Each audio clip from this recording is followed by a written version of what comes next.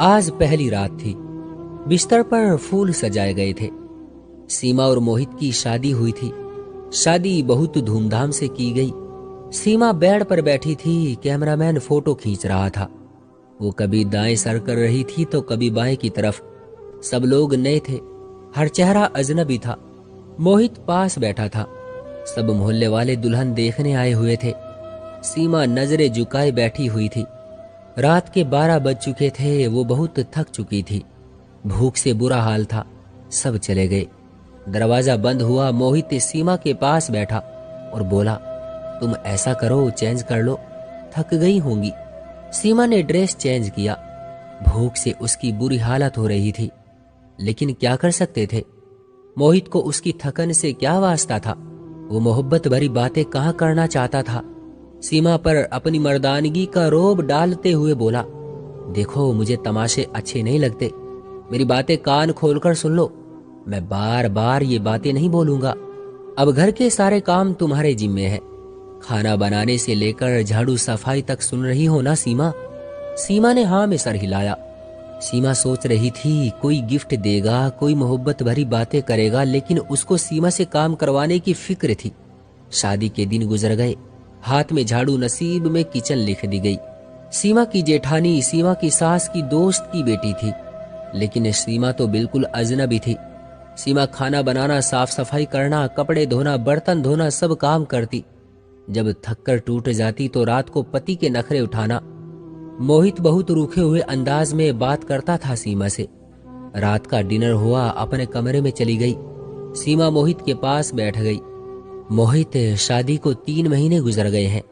आप मुझे कहीं घुमाने भी लेकर नहीं गए। मोहित हैरत से देख रहा था सीमा की तरफ। सीमा, घूमने? कहाँ जाना है तुमको? उसने इतने रूखे अंदाज में पूछा कि सीमा सहम सी गई। मोहित, आप क्यों इतने गुस्से से बात करते हैं मुझसे? मोहित टीवी देखते हुए बोला, जाओ मेरे कपड़े इस्त्री कर दो। दिमाग ना खराब करो यार, मैं सारे दिन का थका हुआ हूँ। सीमा पैरों की तरफ बैठ गई। अच्छा ठीक है, आप लेट जाओ, मैं आपके पैर दबा देती हूँ।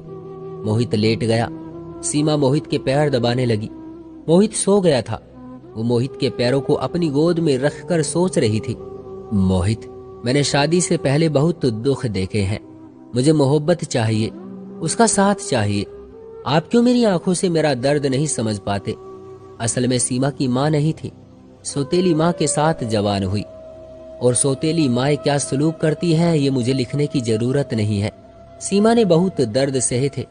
सौतेली माँ के हाथों में यहाँ एक जुल्म ये भी तो किया गया था कि सीमा 18 साल की थी और मोहित 30 साल का। जैसे सीमा से जान छुड़ानी थी उन लोगों को। वो कदमों के साथ लिपटी हुई अपने हमसफर से एहसासों की भीख मांग रही थी। सुबह वो सबसे पहले जाग जाती। नाश्ता बनाना सबके लिए उसका जिम्मे था। वो अपना दर्द किसी को ना महसूस होने देती। वो बस अपने घर में आबाद होना चाहती थी। मोहित का साथ उसे चाहिए था बस। अक्सर कभी थकन की वजह से बर्तन ना धो सकती या झाड़ू टाइम पर ना लगा पाती तो सास उसे लाखों बातें सुनाती। वो अपने लबों को सीकर हर ताना बर्दाश्त कर जाती।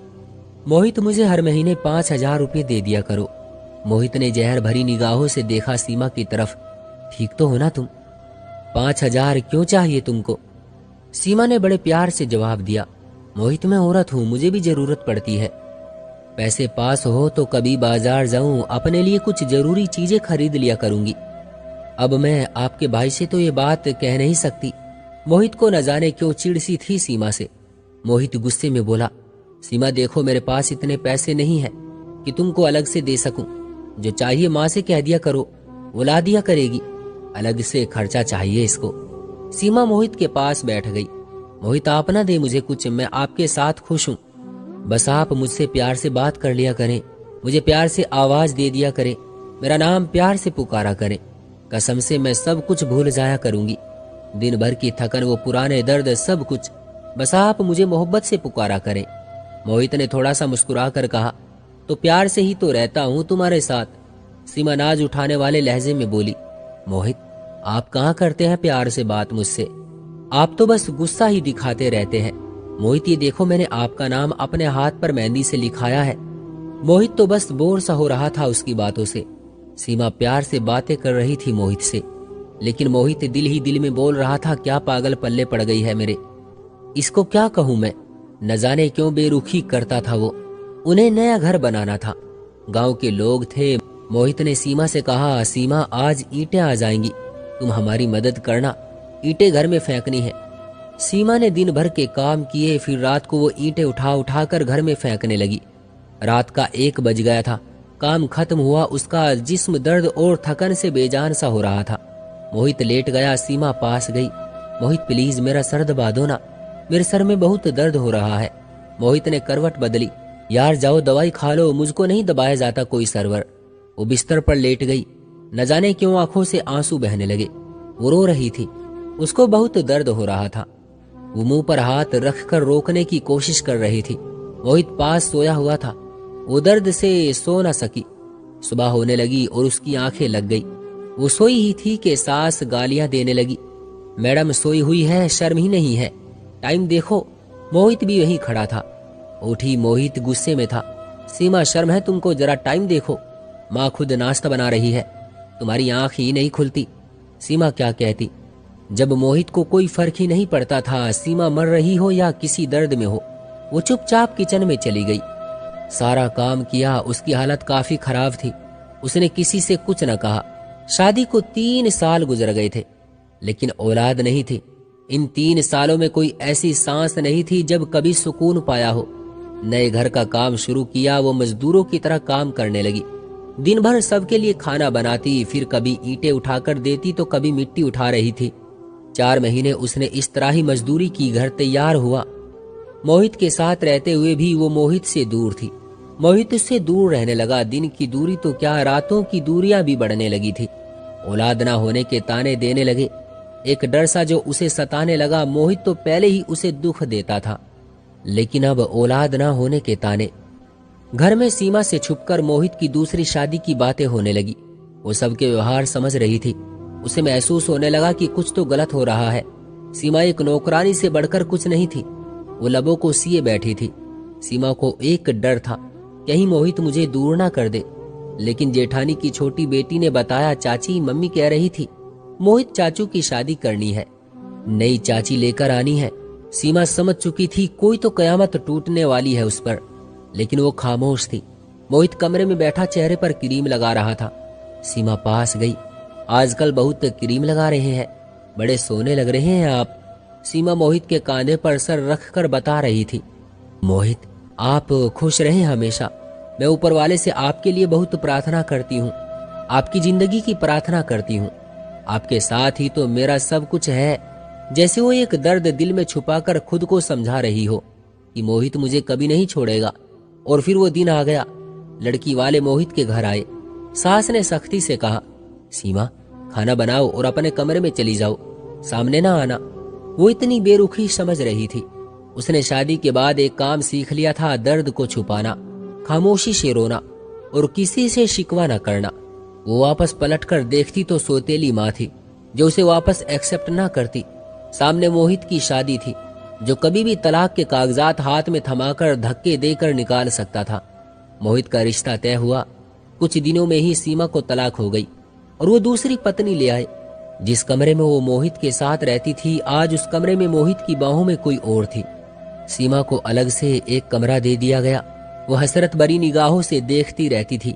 मोहित अपनी दूसरी पत्नी को घुमाने ले गया। वो बहुत खुश था, लेकिन एक दर्द दीमक की तरह सीमा को खाए जा रहा था।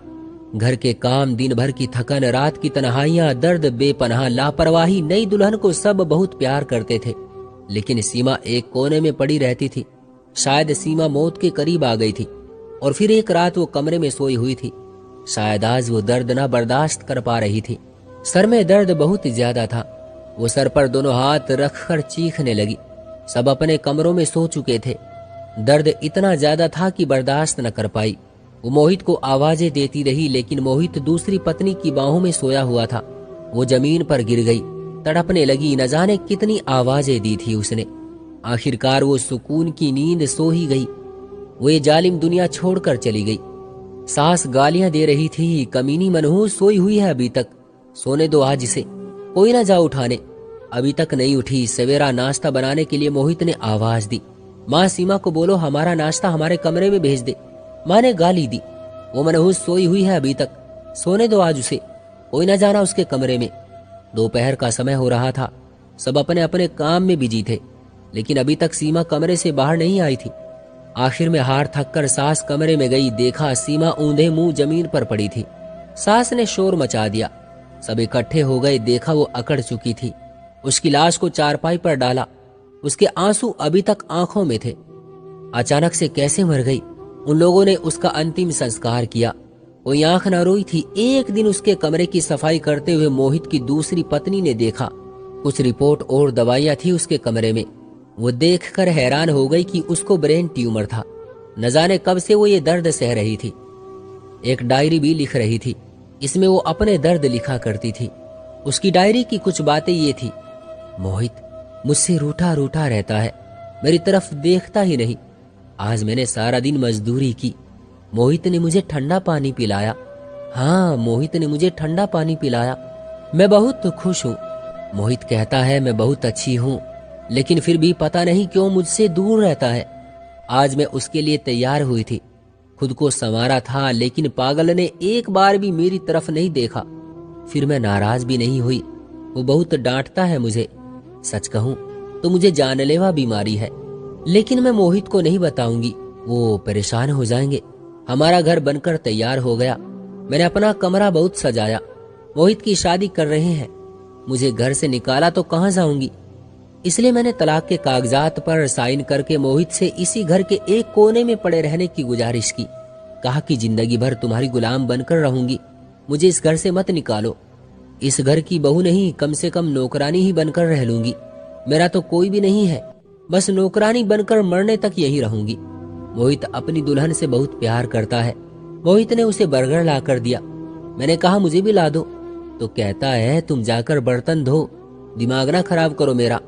भला मैंने बर्गर ही तो मांगा था। आज सुबह से मेरी सांस रुक रही है, ऐसा लग रहा है मेरा वक्त करीब आ गया। काश मोहित की बाहों में मर सकती, काश मोहित मेरा दर्द समझता, मुझे सीने से लगाता, मैं सुकून से मर जाती। मोहित आप कभी भी मेरी ये डायरी पढ़े तो खुद को मेरी मौत का जिम्मेदार न ठहराना। बहुत प्यार करती हूँ आपसे, बस नसीब से हार गई हूँ। शायद कि मेरी किस्मत में खुशियां नहीं लिखी। और हाँ पागल, एक बर्गर ही तो मांगा था कंजूस, तुम मुझे ला देते तो क्या हो जाता। डांटने की क्या जरूरत थी। अपनी दूसरी पत्नी का ख्याल रखना। मैं तो नहीं होंगी जब आपकी औलाद होगी, बस कभी कभी मेरे बारे में भी सोच लिया करो। तुम्हारी सीमा। मुझे बहुत दर्द हो रहा है, अब लिखा भी नहीं जा रहा। मोहित दिल चाह रहा है आपके पास आ जाऊं, लेकिन के बाद सब कुछ अधूरा रह गया। सीमा खामोशी से मर गई। मोहित डायरी पढ़कर बहुत रोया था, लेकिन अब रोने का क्या फायदा था। वो बेचारी न जाने कितनी रोई थी। मोहित ने सीमा से बहुत माफी मांगी, लेकिन अब माफी मांगता या कुछ भी करता, वो कहां लौट कर आने वाली थी। ऐसी न जाने कितनी सीमा आज भी है जो अपने जीवन साथी की बेरुखी झेल रही है, जो दर्द सहती है, शिकवा नहीं करती। मैं आप सबको हाथ जोड़कर कहता हूं, बस अपने हमसफर को मोहब्बत से देख लिया करो। कसम से वो हर दर्द हर दुख भूल जाती है। उससे पहले कोई सीमा दुनिया से चली जाए, और आपको जब तक समझ आए तब तक देर हो चुकी हो। क्यों दोस्तों, सही कहा ना मैंने? आपकी क्या राय है इस कहानी के बारे में? कमेंट करके हमें जरूर बताएं। वीडियो को लाइक करके चैनल को सब्सक्राइब कर लीजिए और साथ में घंटी को दबाकर ऑल पर सेट कर लीजिए, ताकि आने वाली वीडियो आपको तुरंत मिले। मुझे दीजिए अगली वीडियो तक इजाजत, तब तक के लिए धन्यवाद।